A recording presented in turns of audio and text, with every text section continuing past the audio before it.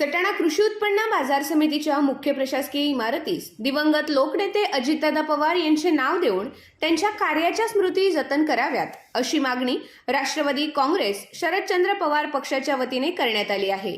याबाबत बाजार समितीचे सचिव भास्कर तांबे यांना निवेदन सादर करण्यात आले असून संचालक मंडळाने याबाबत तातडीने निर्णय घ्यावा अशी अपेक्षा व्यक्त करण्यात आली आहे। निवेदनात म्हटले आहे की दिवंगत अजितदादा पवार यांचे बागलाण तालुक्यावर विशेष प्रेम होते। शेतकऱ्यांच्या अडचणीच्या काळात मदतीसाठी धावून येणारा नेता म्हणून त्यांची ओळख कायम राहिली आहे।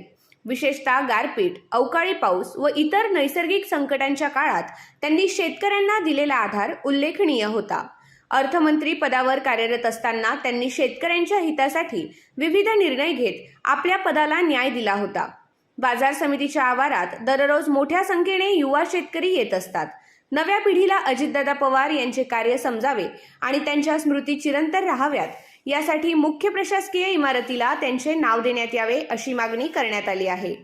याशिवाय बाजार समितीच्या मुख्य प्रवेशद्वाराचे तसेच प्रवेशद्वारावरील छत्रपती शिवाजी महाराजांच्या प्रतिमेचे अनावरण व लोकार्पणही अजितदादा पवार यांच्या हस्ते झाले होते। त्या स्मृती जपण्यासाठीही हा निर्णय महत्त्वाचा ठरेल असे निवेदनात नमूद करण्यात आले आहे।